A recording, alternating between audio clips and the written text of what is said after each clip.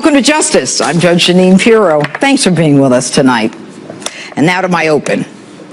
The presidential election in 38 days now comes down to the battle of political corruption versus truth, where one candidate chooses political correctness, the other brave enough to state the obvious.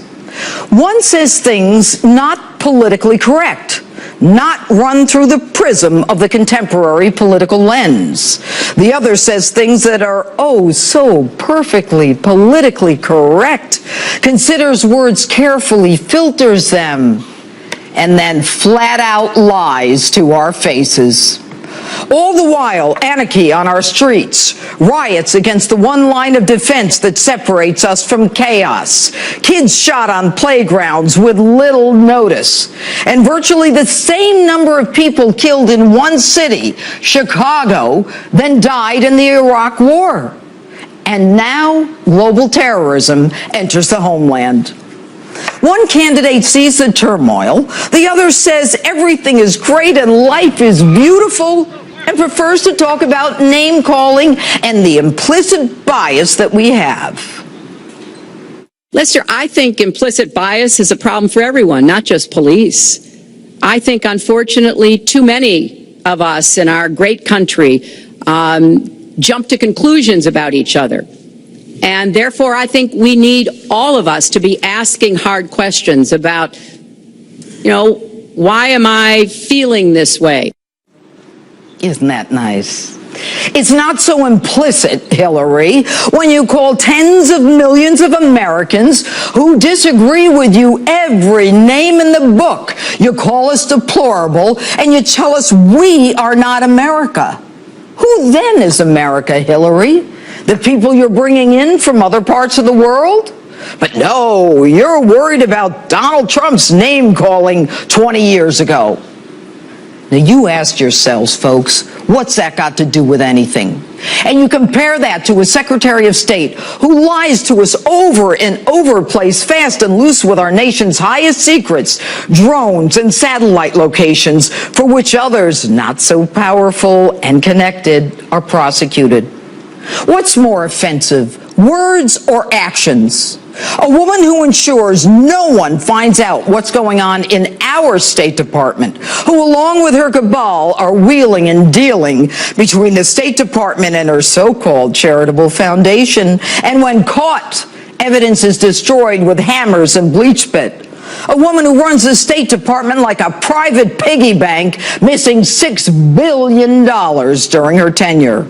You tell me what's worse, name-calling or lying to grieving parents as their sons' bodies lay cold in caskets at Air Force Base, at Andrews Air Force Base, and then turning around and calling those very same parents liars. Like your husband, Hillary, impeached for lying, perjury, and obstruction of justice, you do it with arrogance and righteous indignation. And although he may be impolitic, and while I am not a fan of things he said 20 years ago about a woman under a contractual obligation to maintain her appearance, your history with women is all about destroying them. When you represented a pedophile who raped a 12-year-old girl, raped her into a coma for 5 days, her reproductive organs destroyed, you not only laughed when your pedophile client passed a lie detector, but you trashed an innocent sixth grader, a victim, saying with no factual basis she sought out men like her rapist and she was mentally unstable.